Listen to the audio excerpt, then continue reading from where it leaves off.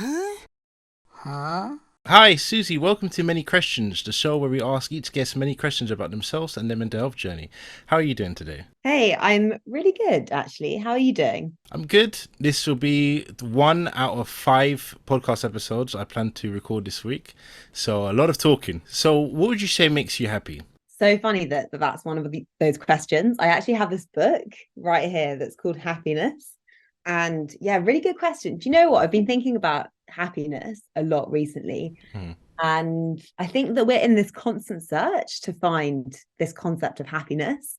And I wonder whether that's partly because we relate it to like those moments of joy. I don't know, when you're a kid, like things are super exciting, or you have these memories in your mind of kind of times which have really, really brought you up. But I think I have put too much pressure in the past on finding those moments.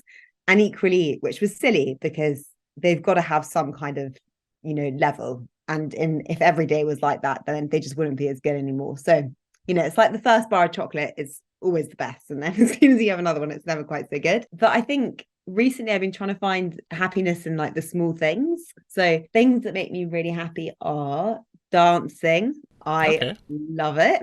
Standing in a field where no one else is around and having like a moment of peace. That Okay, makes me nice. happy massively. Listening to tunes that I haven't listened to since I was like 13. Mm. That's pretty good. Anything embarrassing? Do you know what keeps coming up is replay by is it Ayaz? Is that how you say it? Yeah, it's pretty embarrassing. It's pretty embarrassing, Yeah. isn't it? Yeah, that was a prime hit back in the day. I'm trying to resist the urge to sing it. Shorty's There's like a like a melody. memory in my head. Yeah, Yeah. see, it's a tune. It's so good. Yeah, I think I'm spending time with my friends, like close friends and family. There's nothing like it. It's true what you say about having all these happy moments constantly happen because it kind of numbs you to it, and I guess that's where you get to that stage where you don't really appreciate all the good things. That's the thing. I think they need to really be like those things, those real moments of magic. They need to Mm. be rare because otherwise they just wouldn't be as good. And also, like, there are so many small things that happen in a day to day which can all contribute to being happy, even if it's smiling at someone and they smile back at you, or like buying a coffee out. I don't know, all of these small things. And also, I think I've started to realize that, like, happy, I think we've categorize emotions as being either positive or negative for far too long. And happiness has very much sat like kind of by itself in this positive category, and feelings of like low or sadness or loneliness or whatever. They're all emotions that we constantly avoid. And I've decided that being sad is part of being happy. So I spent a bit more time just like feeling however I feel in the moment. And I think it's an easier way to find happiness if you recognize emotions as and when they come up, because you let them go, you let them process. Otherwise, you Mm. just, you swallow them like some nasty ass chewing gum, and then they get worse and worse inside you.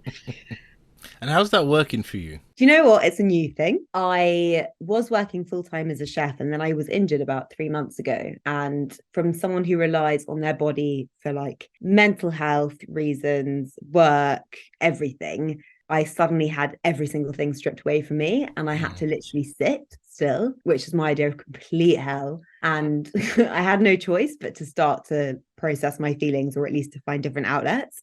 So something I've started doing is going for walks, and when no one else is around, and voice noting myself.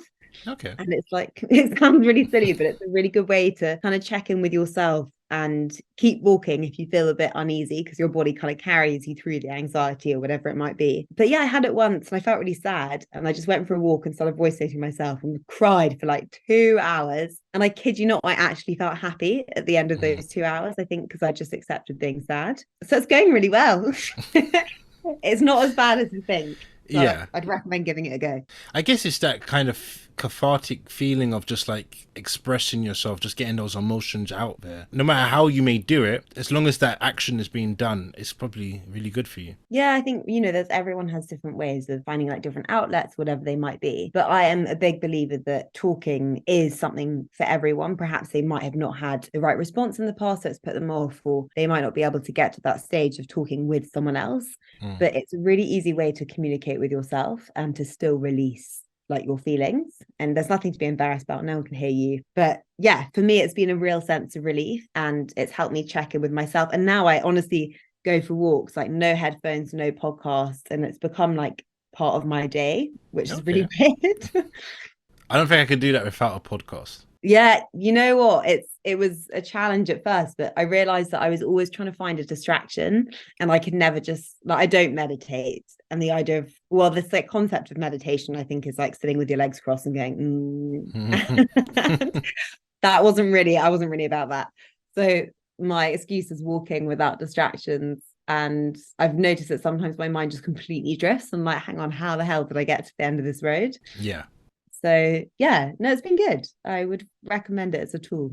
I might give it a shot. I'll do Yeah, like a give it a walk. go. I think with meditation, whenever they say clear your mind, just that's not for me.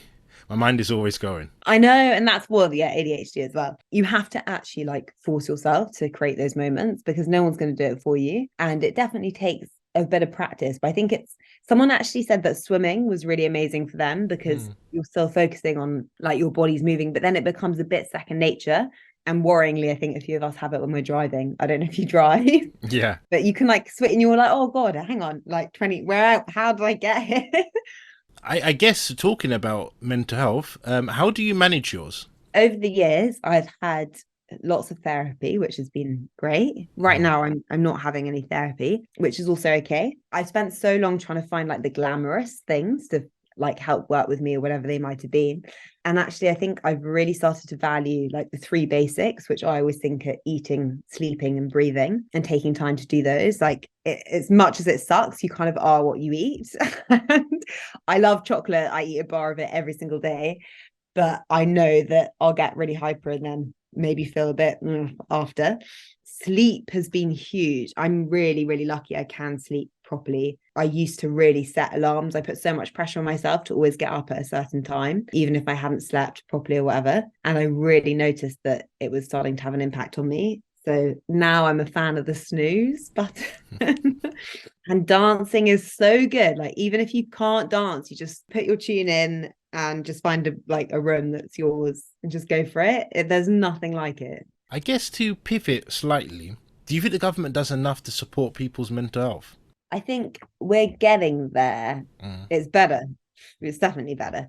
But no, like I don't know how you feel, but there's always room for improvement, isn't there? And something I'm doing at the moment is I'm actually hosting a podcast series on men's mental health and kind of interviewing like men and the voices of men, because I think that the government are good at pumping energy into like movements and certain aspects for a period of time, and then they tend to sort of die down a bit. And I also think it's the government's duty to normalize mental health in the same way that we have physical health. That's the problem, because it's still got such a negative stigma, but like it's just your brain. So I think there could be much more that we are doing, but it's definitely better. I don't know how you feel. I'm actually interested to know. The problem's always been the fact that the government doesn't fund as much research or anything really into mental health compared to physical health. Again, you're always minimizing mental health, and that's always going to be the problem. So all we can do is hope.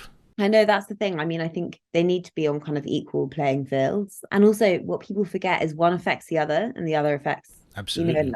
It's really common for people who break a leg to feel really low, or, might have kind of feelings of depression, or, as we know, anorexia or eating disorders or any of these things. So actually by helping one, you're also helping the other one. And yeah, no, I completely agree. I think they need to be much more balanced out. It's great to hear that you're doing a podcast on men's mental health. Do you want to talk a little bit about that? So now I can't go back to full-time chefing because of my injury, which I think is a blessing in disguise. I mean, I really love communicating with vegetables, but I've done it for a while and I'm ready to have some people back in my life. Yeah.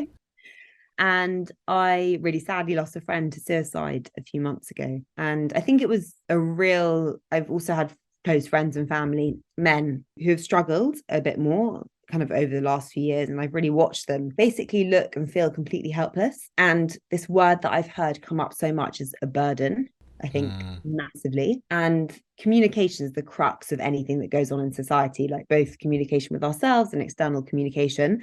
And men on the whole, nature, nurture, don't have the time created for conversations as frequently as females do. We might sit and chat and have a bit of a cup of tea or like go for a walk. And on the whole, boys or men have a ball in the way. They're either playing ball, they're watching football, or whatever it might be, and there's a constant distraction. And the kind of concept of like love, I suppose, between them is a bit more kind of alpha. It's like banter, might say something a bit rude but totally get away with it. And I think as a result they just haven't had the space basically to kind of have these slightly more feminine, I suppose, feelings or conversations. And I think it's a massive problem for all of society. Like for us, we don't know how to help. There are things that we'll be doing that we could do better, and I think encourage people as well to become a bit more emotionally detached.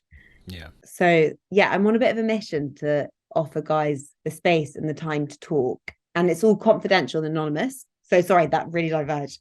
I do a podcast. Yeah. And I did 2 seasons during lockdown. I then stopped it stupidly. You shouldn't have regrets, but I do regret pausing it. It's like the happiest thing, or like the best time in my life, honestly. Just I love listening. And so I decided throughout the last 3 months that I would do it again. So I'm doing another season and going back to kind of the normal strategy, but I'm also dedicating a whole series to these kind of anonymous voices of men. And it's all confidential. You don't know who it is that you're listening to. But the idea is that lots of friends will go on and they listen to their mates, kind of just like having a chat or opening up. And I think it's just creating a feeling that you are not alone. So yeah, that's what I'm doing. That's really good. That's really good. What's the podcast called? It's called the Inside Out series, which is funny because of that film. Oh yeah, true. Yeah. No, that's not why. But Oh, okay. Yeah. but it's funny that we spoke about that. What's the one thing you'd want people to know about mental illness? I think that you're not alone. Yeah, just like you're not alone, and it doesn't make you anything that you perceive to be negative. Nothing. It's just a thing. It's like you have hair or you don't have hair, or you eat bananas for breakfast or you don't. You have mental illness or you don't. Like it's that. And I think for someone going through it, so remember that you are not alone, and there is nothing negative about what you're going through. It's just something that you can work on, and you can feel better.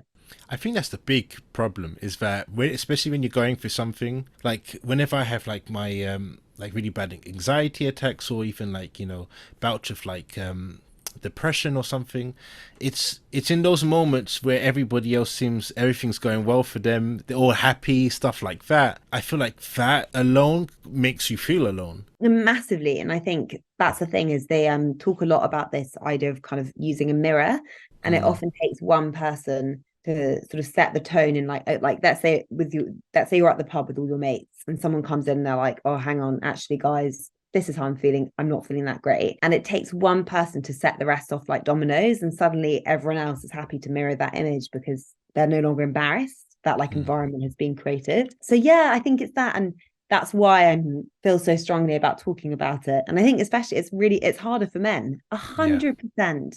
Like you are not allowed to have the same feelings that we're allowed to have. It's like boys don't cry. Where has that come from? Who said that? I have no idea. Like everyone cries, crying is good. So yeah, it's insane.